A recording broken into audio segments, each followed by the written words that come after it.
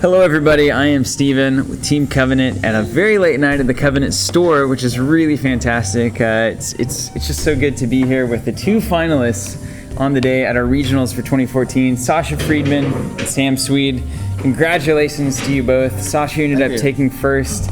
Let's talk then. Tell me about this. Start with you, Sasha. Tell me about this switch from NBN, which you played at the Independence Regional, to HB. So what's going on there? What do you think about that? So I primarily play Fast Advance because it happens to be really good. And I was trying, before Honor and Profit came out, I was trying the EC Efficiency Committee and Shipments combo. And afterwards, after H&P came out, we were talking about earlier how much I love Inazuma. Yeah. Inazuma is just too good not to use.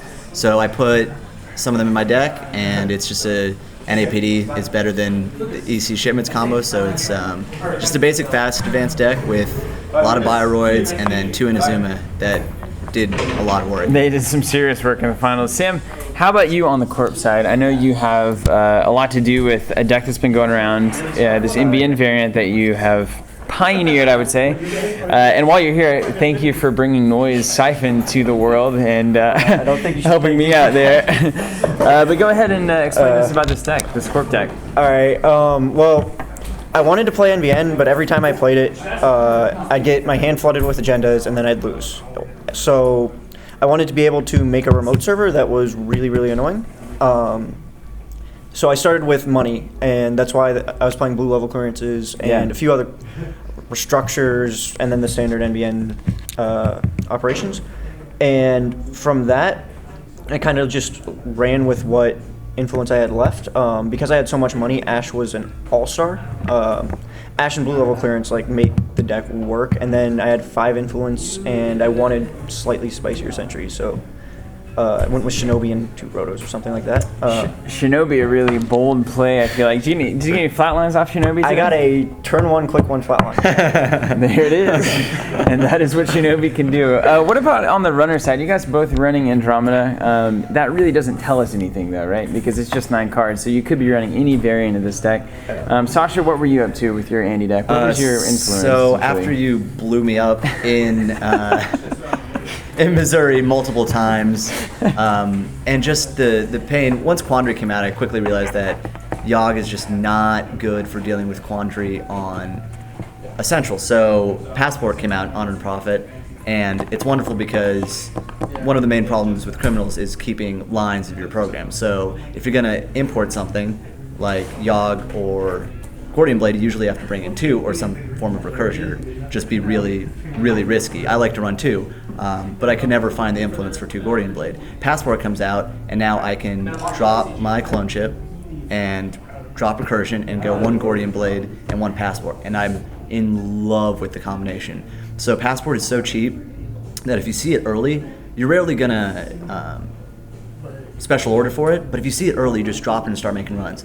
Then again, there's been a game where I have had 3 credits, and you can special order, install your Passport, and siphon and break that Quandary or that Enigma last click, so you can siphon off 3 credits and it surprises people. So the main switch I made is, so the Breaker Suite is Mimic, because you have the 3 fairies to augment it, so it's harder to get locked out. 3 Data Suckers, because Suckers are just great efficiency even if you're not running all fixed breakers.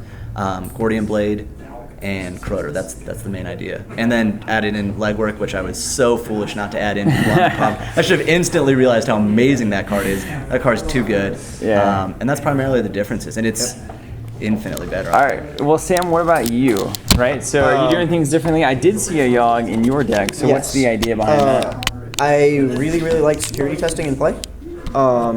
It was really strong against a lot of the asset-heavy economies, and also just an all-around decent card. It puts a lot of pressure on archives. So I went for all of the successful run triggers I could squish into it, Masanori, all that.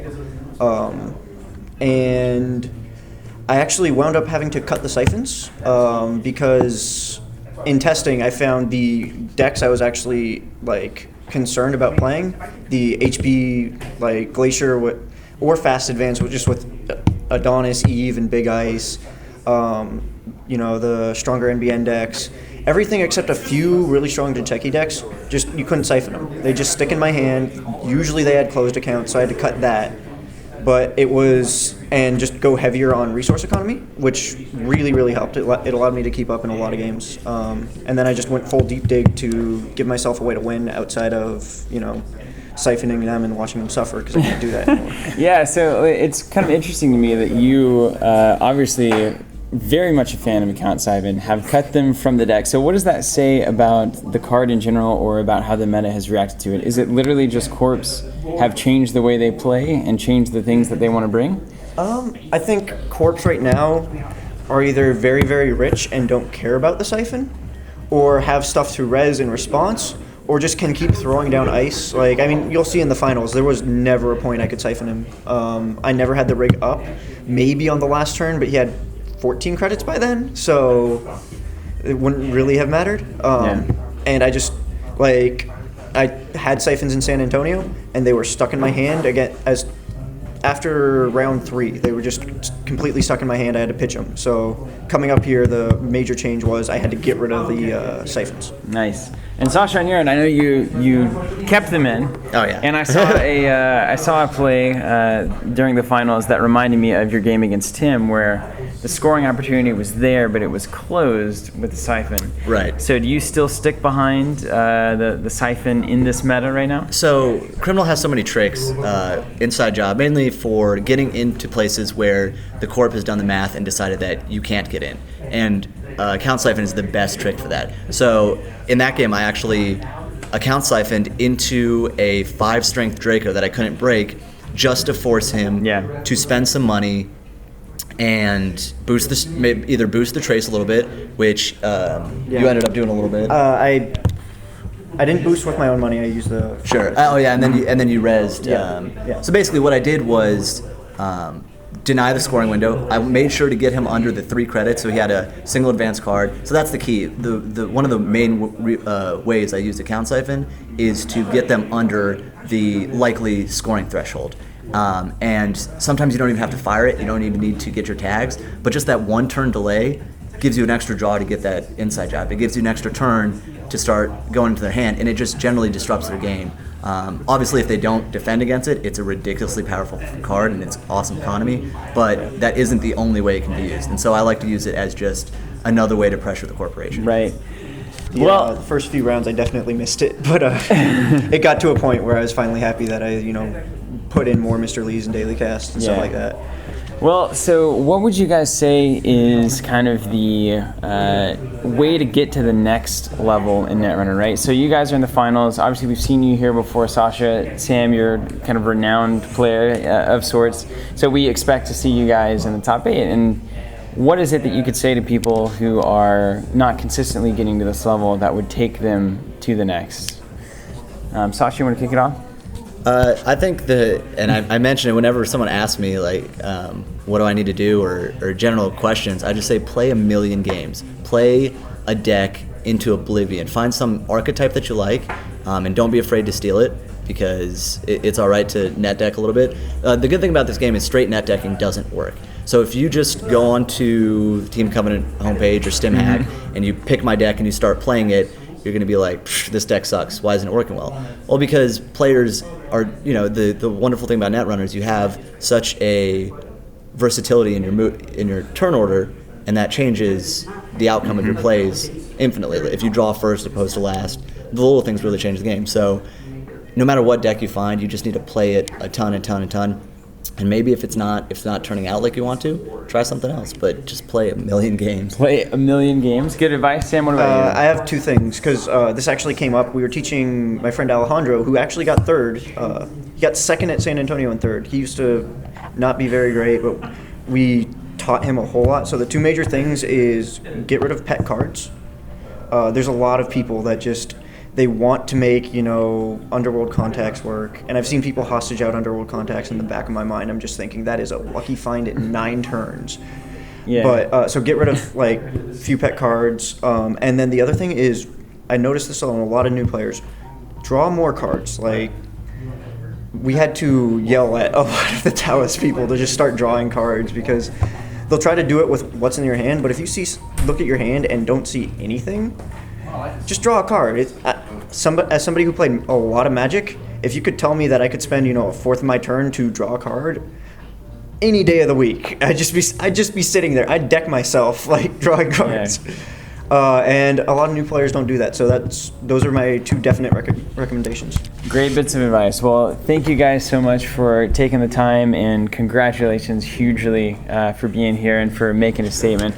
The last thing I'll ask is if there's any like pet project decks that are going on in the back of your head, either now or in the future from Spoiled cards that you're just looking at and saying, ooh, I really want to make that work, or anything like that. I'm going to guess that Sam has some. Sasha, you're kind of giving me a blank look. I don't know if you've thought past tonight.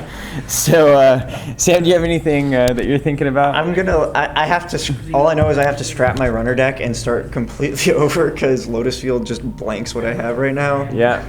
I actually really like Test Run and Criminals. I had an old deck that was 2 Test Runs, a Keyhole, Torch, and Corroder. And you were really resilient to program trashing because you could like same old thing the Test Run. And you had Torch, so you're really good against the high strength code gates. So I think I'm going to go back to something like that. I'm working on like a bunch of different Anarch and Schaefer. Like I got a bunch of things going around in my head, but that one for sure, and then maybe like some Jinteki deck. I want to try RP Glacier. I want to try that out. Well then, Sasha, you got anything on your brain? I threw this together like when we got back from regionals. I decided let's give this another shot, throw in the cards. And I think there's a lot of testing that can be done. You can go, right now, how I built this deck was literally there are 4 things in it. There is ice, there's fast advance tricks, there's money, and there's agendas. There's nothing but those 4 things. Yeah. So I'm sure there's multiple ways you can play around. I like, more than getting radical new ideas, because I just don't come up with very good ones, I like to add my fine touch to You're a honer. Establish, that's right. You like to hone. That's it. All right, well, congrats again, guys. Sasha, thanks a lot, on man. first. Sam, great runner up there. So thank you guys so much for watching, and we will have tons of games from these guys either on the feed already or coming down the pipeline. So we'll see you next time. Come to the Covenant store. Bye.